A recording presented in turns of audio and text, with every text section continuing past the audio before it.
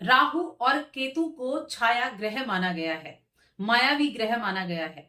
लेकिन यही छाया ग्रह और मायावी ग्रह हमारे जीवन में बहुत बड़े परिवर्तन लेकर आते हैं। और अभी आने वाले समय में मई के महीने में राहु और केतु का राशि परिवर्तन होने वाला है। उस राशि परिवर्तन का प्रभाव कन्या राशि के लोगों पर किस तरह से होगा, चलिए जानते हैं। जय माता दी दोस्तों, आप सभी का स्वागत है हमारे YouTube चैनल अमृता एस्ट्रो में। और इस वीडियो में बात कर रही हूं राहु और केतु के राशि परिवर्तन के प्रभाव के बारे में। देखिए, ये जो राहु केतु हैं, अगर नवग्रहों में देखा जाए तो इनको छाया ग्रह कहा गया है, यानी कि इनका अस्तित्व नहीं है, आप इनको कहीं भी देख नहीं सकते हैं। जिस तरह से सूर्य हो गए, चंद्रमा हो गए, इनको कहीं देखा नहीं जा सकता, ये शैडो प्लैनेट है। उसके बावजूद ये हमारे जीवन में सबसे ज्यादा प्रभाव देने वाले होते हैं, क्योंकि इनकी महादशा भी होती है, इनकी अंतरदशा भी आती है और काफी लंबी आती है, यानी 33% आप कह सकते हैं। अब इनका जो गोचर है वो 18 महीने में होता है। एक राशि में ये 1.5 वर्ष तक रहते हैं और 18 वर्ष में सभी 12 राशियों में एक चक्कर लगाते हैं।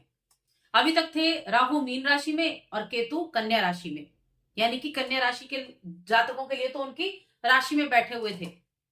अब 18 मई को राहु तो चले जाएंगे आपके छठे घर में और केतु चले जाएंगे आपके 12वें घर में, क्योंकि ये हमेशा उल्टी चाल चलते हैं। और अगले 18 महीने, अगले 1.5 वर्ष तक ये यहां विराजमान होने वाले हैं।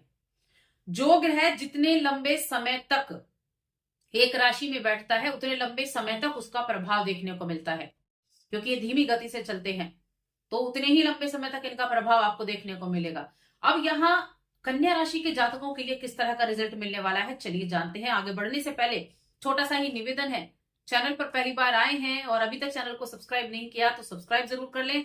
और अपनी कुंडली दिखाना चाहते हैं तो स्क्रीन पर नंबर मिल जाएगा या फिर डिस्क्रिप्शन में आपको नंबर मिल जाएगा। देखिए, कन्या राशि की मैं बात कर रही हूं, ये राशिफल चंद्र राशि पर आधारित है।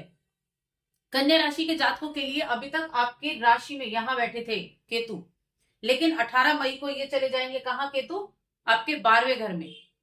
जब केतु यहां होते हैं तो आपके पूरे मन पर इनका अधिकार होता है, आपके मन पर पूरा अधिकार होता है। अपने आप के लिए आपने बहुत सारे चेंजेस अपने मन में, उतार चढ़ाव की स्थितियां देखी होंगी, आप बड़े अध्यात्म से भी जुड़े होंगे, बहुत सारे चेंजेस भी आए होंगे और कहीं ना कहीं वैवाहिक जीवन में भी थोड़ी खटपट रही होगी। लेकिन अब क्या होगा, राहु का छठे घर में और केतु का पंचम घर में। सबसे पहले राहु की बात करें तो राहु क्या है, राहु भौतिक चीजों का स्वामी है, यानी कि जो महत्वाकांक्षाएं है ना, भौतिक इच्छाएं हैं, उनको पूर्ति करता है।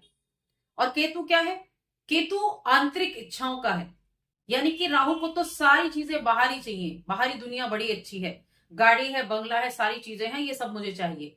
केतु कहता है इसमें कुछ नहीं रखा, अंतर ज्ञान को केतु मानता है, ये बाकी चीजें सब बेकार हैं। तो एक तरह से हम कह सकते हैं कि राहु एक्शन है और केतु रिएक्शन है, दोनों हमेशा आमने सामने होते हैं 180 डिग्री पे। तो राहु जब एक्शन लेता है तो उसका रिएक्शन केतु देता है।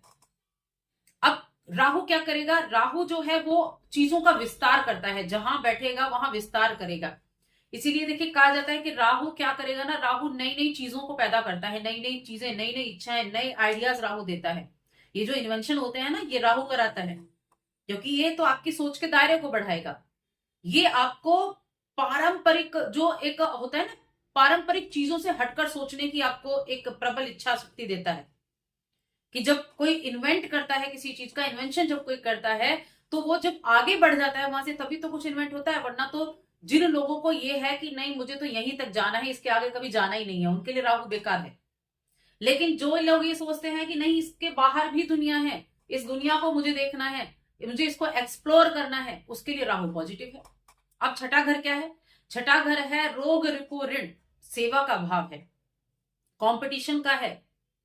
और एक चीज हमेशा याद रखें कि छठे घर में जब भी कोई पापी ग्रह जाएगा तो अच्छे रिजल्ट देता है, क्योंकि इस घर से लड़ने की जो एक पावर है ना, वो सिर्फ पापी ग्रहों के पास है। मंगल बैठ जाए, शनि बैठ जाए छठे घर में, राहु बैठ गया छठे घर में, तो आपको अच्छी चीजें भी देगा राहु। यहाँ क्या देगा, सबसे पहली चीज तो जॉब में कुछ अपलिफ्ट होने वाले हैं, कुछ चेंजेस आपके होने वाले हैं।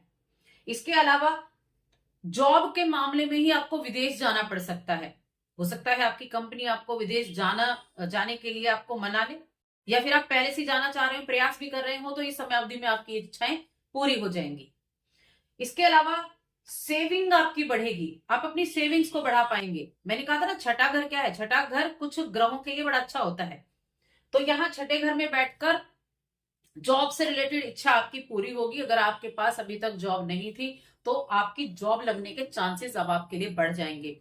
आप एफर्ट करना खुद ही शुरू कर देंगे। अगर आप अभी तक देखिए, जब यहाँ सप्तम भाव में थे तो आपने कई तरह के बिजनेस शुरू किए होंगे, कई तरह के नए काम शुरू किए होंगे, नहीं चले हों, ये भी हो सकता है आपके लिए। लेकिन अब क्या होगा, अब यहाँ चेंजेस होने वाले हैं। अब यहाँ चेंजेस होने वाले हैं, किसी ना किसी तरह से आप विदेश से भी जुड़ सकते हैं, सेविंग्स आपकी बढ़ेंगी। अब एक चीज और है यहाँ की, देखिए राहु क्या है ना, राहु भ्रम भी है। राहु भ्रम भी देता है। कैसा भ्रम? भ्रम ऐसा देगा कि किसी ने कुछ कहा और आपने मान लिया बिना अपनी बुद्धि का इस्तेमाल किए हुए।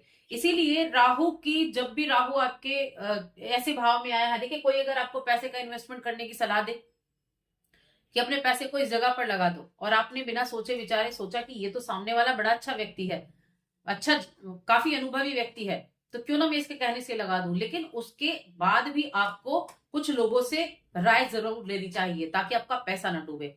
तो दूसरों की बातों में ना आकर काम करके अपनी बुद्धि का इस्तेमाल ज्यादा करना है, इस चीज का ध्यान रखना है। कोई लोन वगैरह लेना है तो उसके लिए पहले अच्छे से देख लें कि कितना लोन आपको लेना है, कितना लोन आप चुका सकते हैं, वरना भारी भी पड़ जाएगा।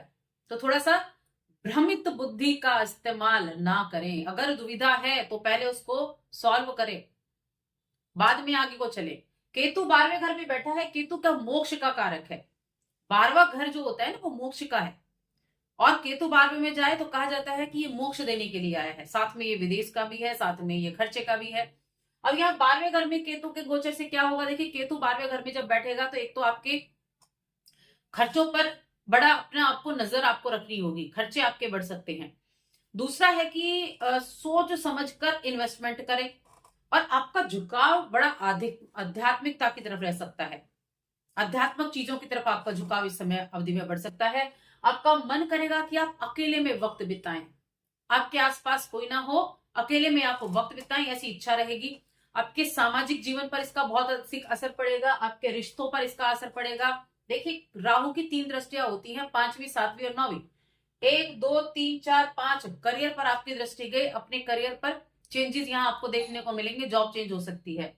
उसके बाद सप्तम यहाँ गई और यहाँ आपकी नवम गई राहु की। तो परिवार के साथ एक अच्छा सामंजस्य बनाकर चलें, रिश्तों के थोड़ा सा मनमुटाव होने की स्थिति बन सकती है, तो थोड़ा ध्यान रखें। संतुलन बनाकर रखेंगे तो चीजें जो है वो अच्छी रहेंगी इस दोनों ग्रहों के गोचर के हिसाब से। तो मैंने क्या कहा था, अच्छे रिजल्ट भी मिल सकते हैं और नेगेटिव भी मिल सकते हैं, तो सावधानी बरतनी है। आर्थिक मामलों में बिना वजह के कर्ज ना लें, इस चीज का ध्यान रखें। अगर आपने बिना वजह के कर्ज लिया तो उस कर्ज को उतार नहीं पाएंगे, तो विशेष रूप से ध्यान रखना है। हेल्थ, आपकी हेल्थ ठीक रहेगी। मैं कहूंगी हेल्थ संबंधी कोई बहुत बड़ी दिक्कत आपको देखने को नहीं मिलेगी, वो ठीक रहेगी। छोटी मोटी समस्याओं को नजरअंदाज ना करें, लेकिन समय समय पर डॉक्टर के साथ परामर्श लेते रहें, इस चीज को भी देखें। इसके अलावा इस मई के महीने में ही 14 मई को गुरु का भी राशि परिवर्तन होगा, जो आपके 10th हाउस में होगा। गुरु का गोचर आपके लिए बड़ा अच्छा रहेगा। तो ये वर्ष कन्या राशि के जातकों के लिए बड़ा अच्छा है। कुछ राशियां ऐसी होती हैं जिनके लिए राहु जो है अच्छे रिजल्ट देते हैं, जिनमें से एक राशि कन्या राशि भी है। बुध की राशियां जो हैं उनके लिए राहु अच्छे रिजल्ट देते हैं।